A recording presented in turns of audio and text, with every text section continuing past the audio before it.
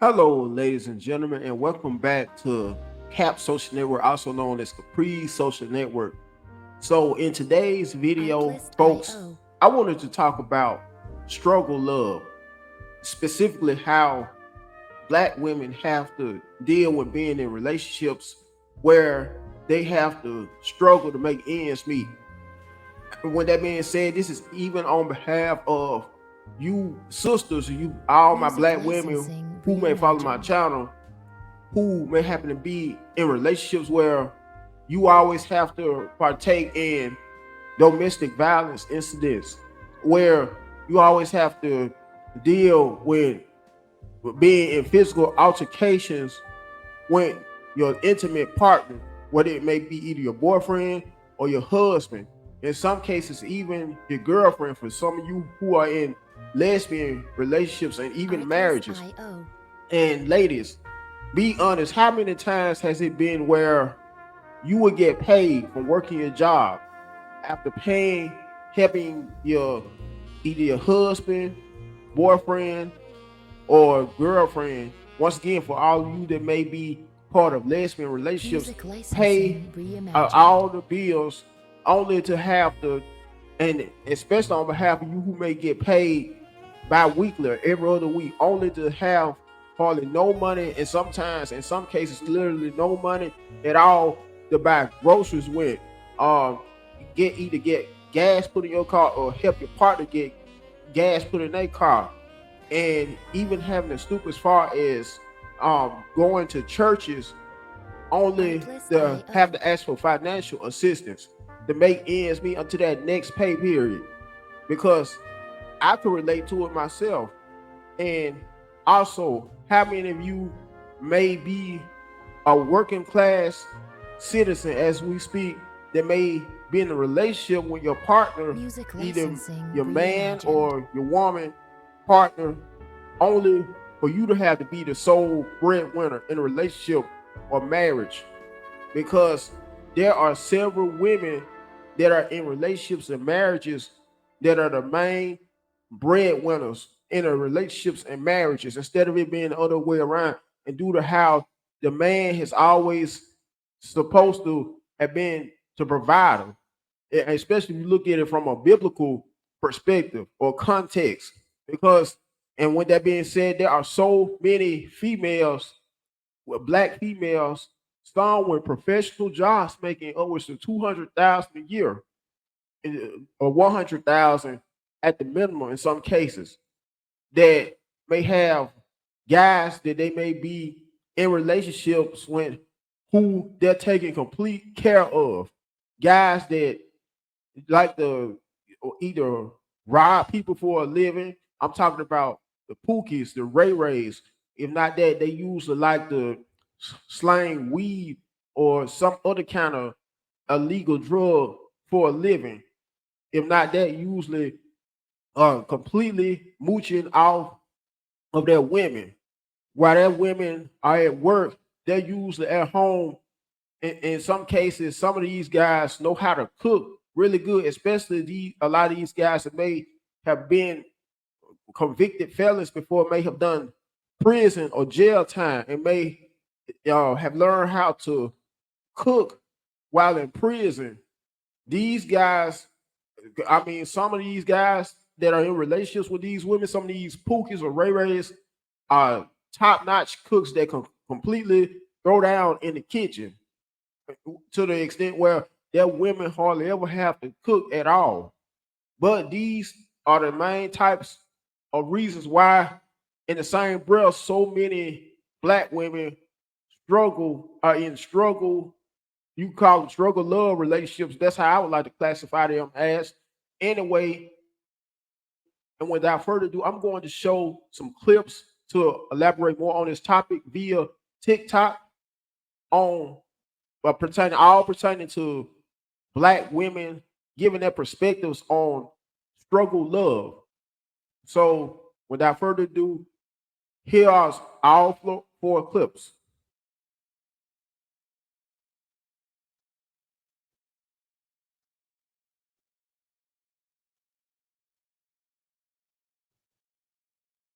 Because he saw his His mama struggle, he thinks you should struggle right along with him. The days of struggle love are fucking over. Ladies, you can do well by your goddamn self. You don't have to struggle with a man to prove your worth, your love, your devotion, because he's going to step on you and cheat on you any goddamn way.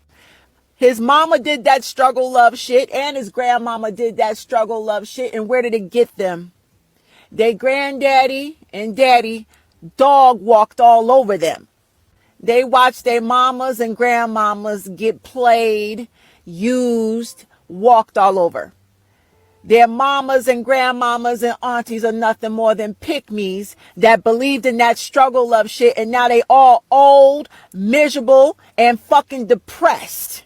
So he feels that because he watched the women in his family cling on and hold on and do any goddamn thing to keep a man that's dog walking them, cheating on them, putting their hands on them, he's going to expect you to do the same shit. This is why the domestic violence rate is so high, because he's going to get frustrated when he can't control a woman that's not going to behave or fall in line the same way that he saw his mama and grandmama and aunties fall in line with their fucking men. Those women in his family are miserable. And I can guarantee you, if you were to ask all the women in his family if they were going to do the same thing all over again, I guarantee those women would choose a different path. They allowed those men to steal years of their life, steal years of their youth. And now these men are running the streets with their side chicks. And the man you're dealing with expects you to be the same motherfucking way. Hell no. Ladies, let me tell you something. You're not going to get no benefits out of struggling with a fucking man. That 50-50 shit is for the birds. Because you go 50-50, you help him build himself up.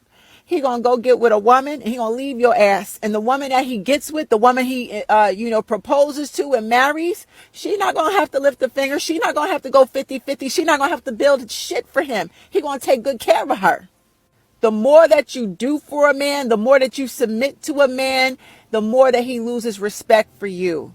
Dealing with a man that was coddled by his mama and she lacks self-respect and she lets her husband or boyfriend or whoever run all over her, that is your sign to leave, because he was raised to believe that women are to fall in line and give him whatever the fuck he wants, even the benefits of cheating on you. He's going to feel entitled and he's going to label it struggle love. You supposed to be my ride or die. You bigger and stronger than this.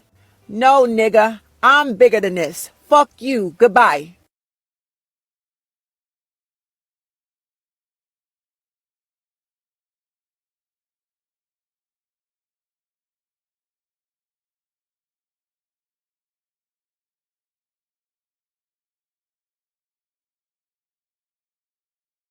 Women are making a lot more money for the most part than black.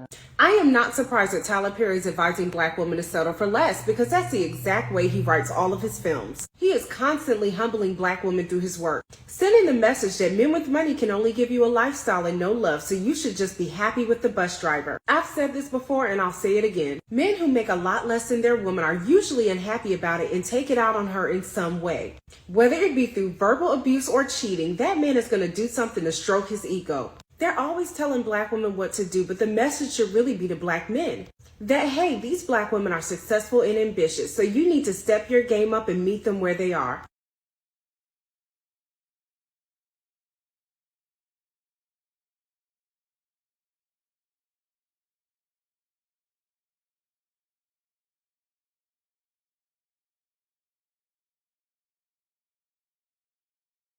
Let's have a conversation about black women and struggle love. Black women are raised and conditioned to believe that they have to struggle in relationships with men. We grow up thinking like that's a part of relationship maintenance, is having to struggle for the people that you love. Black women are the only ones who are discouraged in finding partners that are equally yoked. We're told that we have to settle. We're told that we have to teach men how to be good partners. I have also been conditioned to believe this. Until this day, it's something that's really hard to shake, because I see potential in men. Meanwhile, men don't date on potential. If they don't see the thing they want immediately upon meeting a woman, they're not going to give that woman the time of day. We need to follow suit. Or if they do, they're going to drag their feet. I've been told that I'm mean by family members when I have certain expectations for the men that I date. They tell me I need to lighten up and be more accommodating. I've been this accommodating person my whole life, and it's starting to drain me. To be clear, I don't exactly think that the men that you meet need to be totally equally yoked, not in the dating phase at least. But if you are planning to start a family and even marry the man that you are in a relationship with, do not compromise, because the financial labor will be yours and yours alone. People like to say, well, money isn't everything.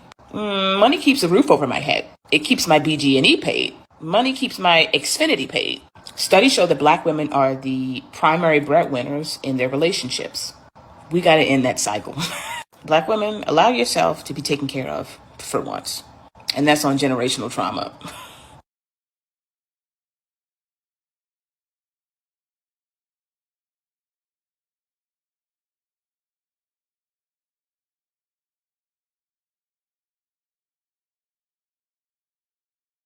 I don't know why y'all feel the need to come in my comments and be nasty, especially you women. So this is a comment under my post about Tyler Perry giving my take about what the hell he said, convincing Black women to date broke people.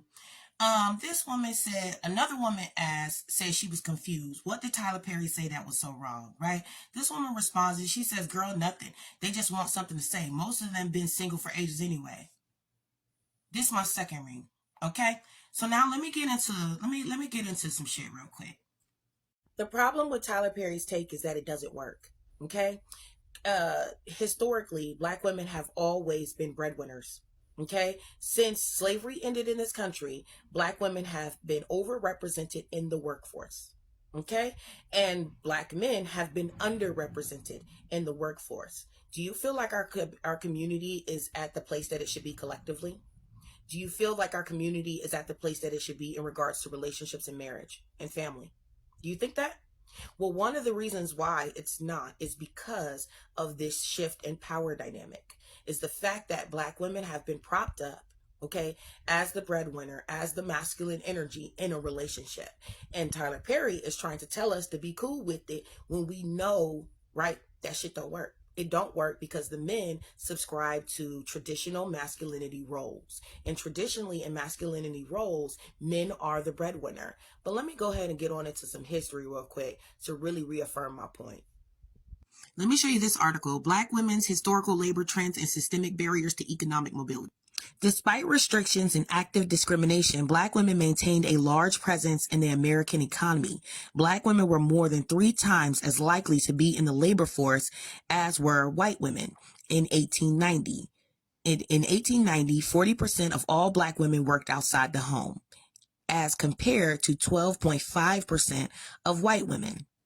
Let me take you here. Black Studies in the Department of Labor, 1897 to 1907. This was a study, the first Black statistical studies that was done for the U.S., and it was done by W.E.B. Du Bois.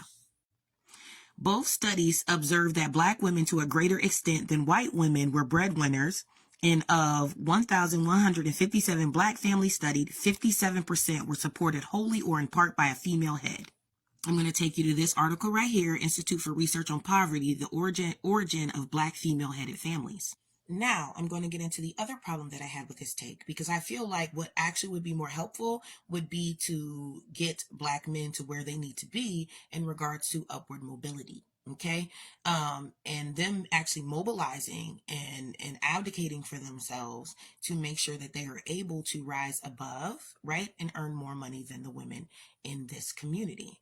Let me take you back through some history that shows how Black men's lack of earning has affected the Black family structure. How does economic uncertainty affect family formation behavior? In general, uncertainty affects the sense of predictability of life decisions, the sense of being able to predict and plan the future. Without the ability to predict the future, it becomes difficult to make long-term plans. Under such circumstances, it becomes desirable to be open-ended, to be non-committal. In order to respond flexibly to changing circumstances, demographers have long documented the negative association between economic downturn or uncertainty brought on by war and marriage. the increasing vulnerability of disadvantaged Black males. The vicissitudes of the economy seem to explain their avoidance of marriage and their increasing involvement in loose consensual unions. Being involved in such unions and parenting children out of wedlock are ways of simultaneously keeping one's options open and affirming oneself. The general thrust of Ross and Sawhill's argument is that as the economic situation of women improves relative to men, we should expect more non-marriage and more family breakup. The income difference between Black women, who have traditionally had higher rates of labor force participation than white women, and Black men is smaller than the difference in income between white women and men.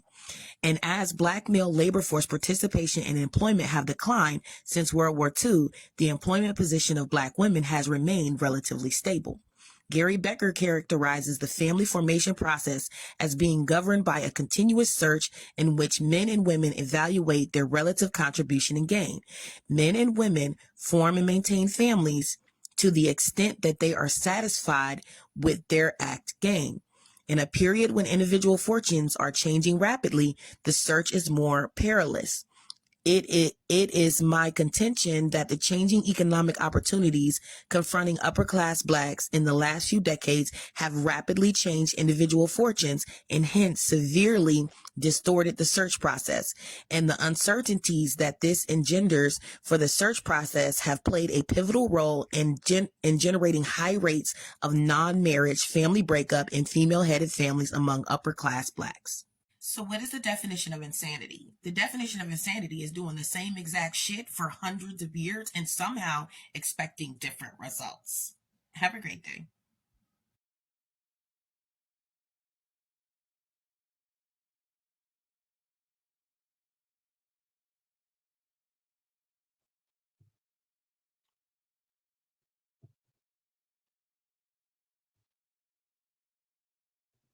Okay, ladies and gentlemen, on that note, and with that being said, make sure you first and foremost like the video, you share it, you comment on it, let me know what you think about this here topic. Last but not least, subscribe to the channel. Until next time, you guys have a very blessed and safe day. Goodbye.